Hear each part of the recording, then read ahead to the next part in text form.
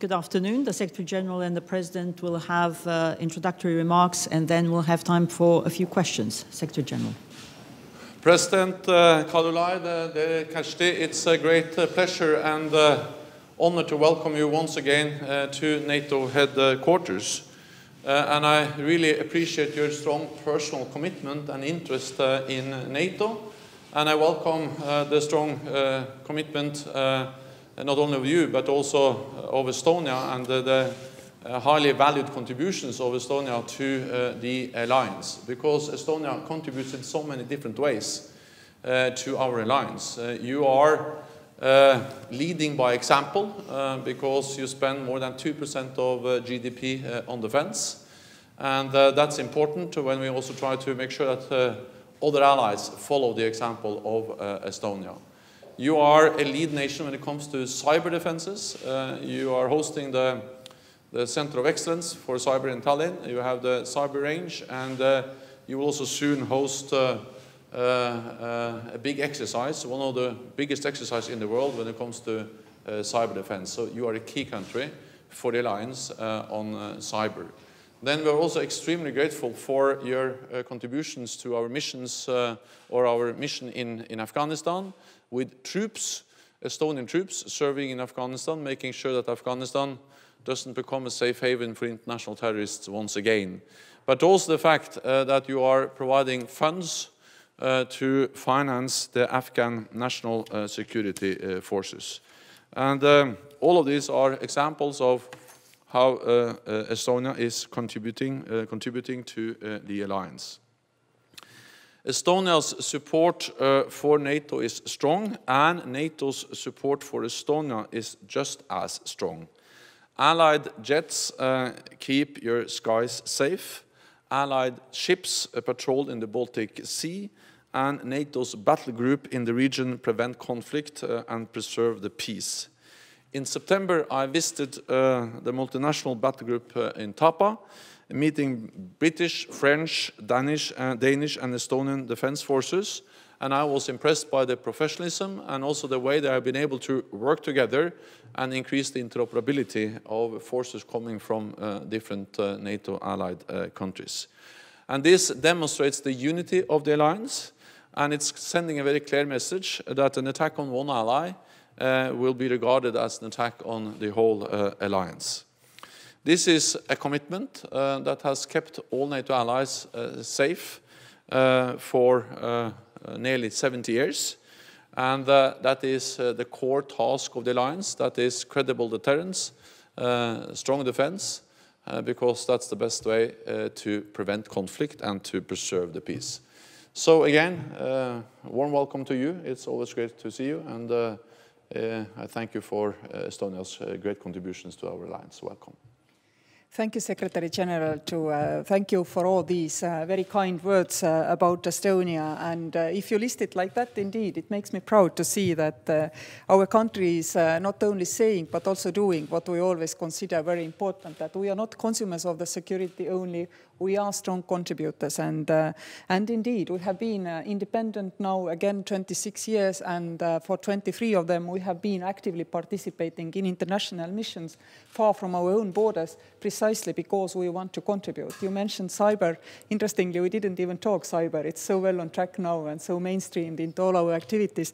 Indeed, this is always something where Estonia has been able to contribute despite its small size. And as I always like to say, Estonia acts as a catalyst in these processes, and you don't need a lot of catalysts, so a small nation can lead the way there, and we are indeed very proud to do that. 1 year since my first visit here at the NATO headquarters, we have also met meanwhile in Tallinn. Thank you for the visit and being present there. A lot of progress has been made to do what we agreed in Warsaw, to deter and, if necessary, to defend NATO's eastern flank. But while we are preparing for the next NATO summit, it's also important, and I remain adamant on that Estonia is also ready to contribute on our southern flank and is very interested and takes keen interest in what exactly are the necessary steps, what we need to do also in the south. We are currently seeking for an expert in Estonia to send to the hub for the south, and I hope we will soon be able to fulfill a post there. The EFP has been a great success story also in this sense that we have realized quite a lot of capability building still needs to be done if we want to be really interoperable, if we are talking about command structure, if we are talking about follow-on forces. This exercise already now has informed us much more than we could in theory and on paper think out. So in this sense also it has been a very productive year.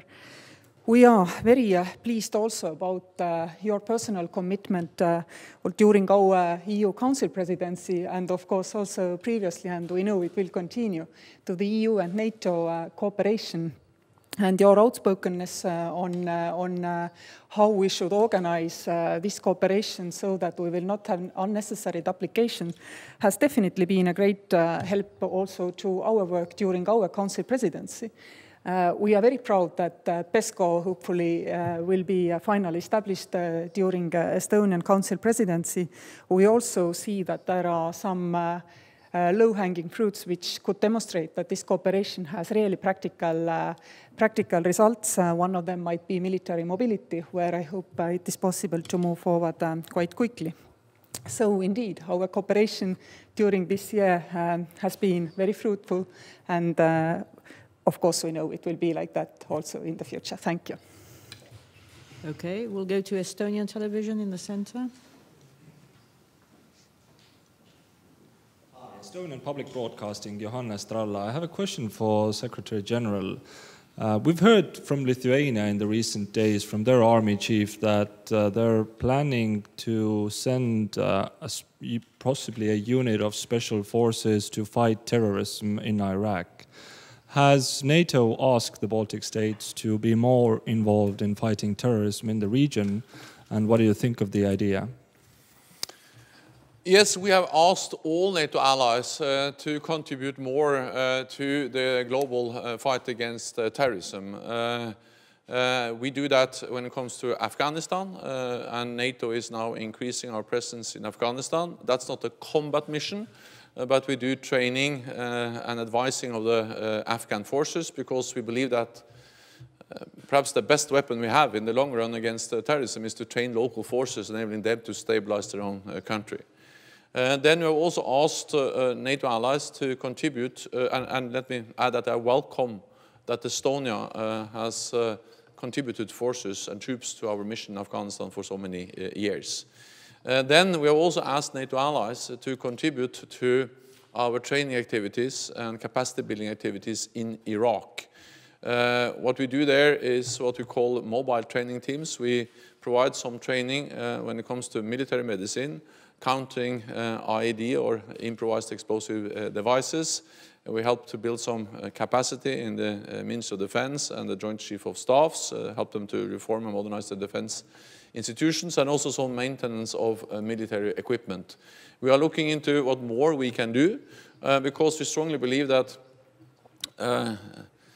when ISIS is defeated, we need to continue to make sure that Iraq is able to stabilize its own country, that the Iraqi government forces are able to do that, and therefore training is also key in Iraq. And we have asked allies to help us with those training activities. I would like to also thank Estonia for announcing that they are now looking into the possibility of sending an officer to the what we call the hub for the South in Naples, which is a new hub we have established to try to address many of the challenges we see in the South, including fighting terrorism. So NATO has to be able to both respond to a more assertive Russia in the East, but at the same time respond to all the instability, the terrorism we see to the south of our alliance, and all allies are into all of these challenges together. Okay, BNS. Erik Enlo, Baltic News Service. First question to the President. What are Estonia's expectations towards NATO's July summit in connection with the strengthening of the alliance's deterrence posture in our region? And to the Secretary General, does NATO plan to hold any more NATO-Russia Council sessions this year? And how do you assess the work done so far this year in this NATO-Russia Council? Well, as you from my home country know, I'm an accountant by education, so I always tell my colleagues here in NATO that what we have done in enhanced forward presence battle groups in 3 Baltic states and Poland, this has been pretty heavy lifting, quite a lot of heavy spending. So we have these battle groups in place. They are interoperable in Estonia's case with our 1st Infantry Brigade. All this work is already done. But we failed to reap the full benefits of the deterrence capacity of these battle groups unless we have necessary command structure in place and also a clear idea about follow-on forces. And this is exactly what we are now working on together with our allies, also looking forward to the next summit. But the work doesn't only go from summit to summit. Deterrence is a living creature. It is evolving constantly when we see that there is an additional need to react and act. There are no plans for any NATO-Russia Council meetings this year, in addition to those 3 we have already convened. But we will continue the political dialogue in the NATO-Russia Council, and I expect new meetings to take place next year.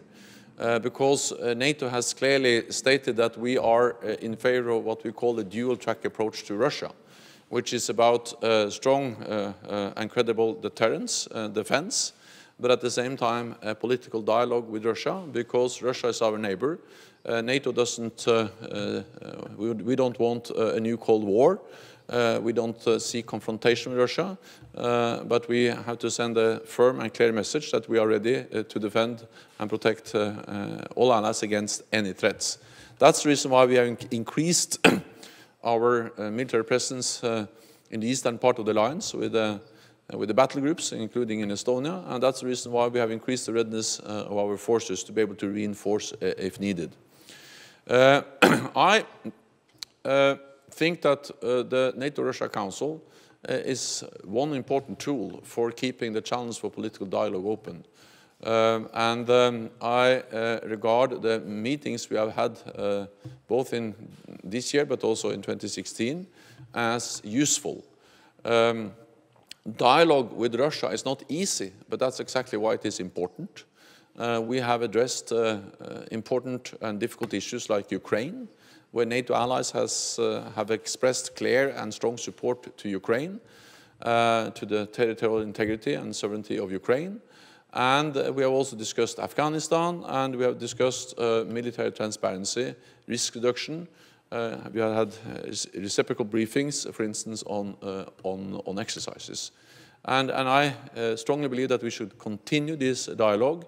For me, dialogue is not a sign of weakness. Dialogue is a sign of strength. And as long as we make sure that we have credible deterrence, a strong defense, we should continue to also engage in political dialogue with Russia. Final question, and sorry. NTV. Sonomut from NTV Turkey. My question is to the Secretary General.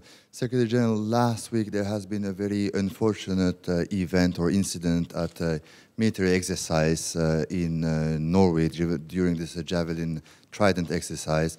The use of the portrait of Atatürk as a founding father of Turkey has harmed a lot the Turkish citizen and Turkey in general. So to that end, first, are you making a kind of investigation about how this happens? And in particular, can you reassure Turkey and the Turkish public opinion that this kind of incidents will not reoccur in any kind of military exercise or within NATO? Thank you very much. NATO military authorities are now investigating the details of what happened and are also looking into the procedures to make sure that something like this do not happen again. And I phoned President Erdogan this weekend, where I expressed my apologies for the incident and the offenses caused. And I also informed him that NATO took immediate action when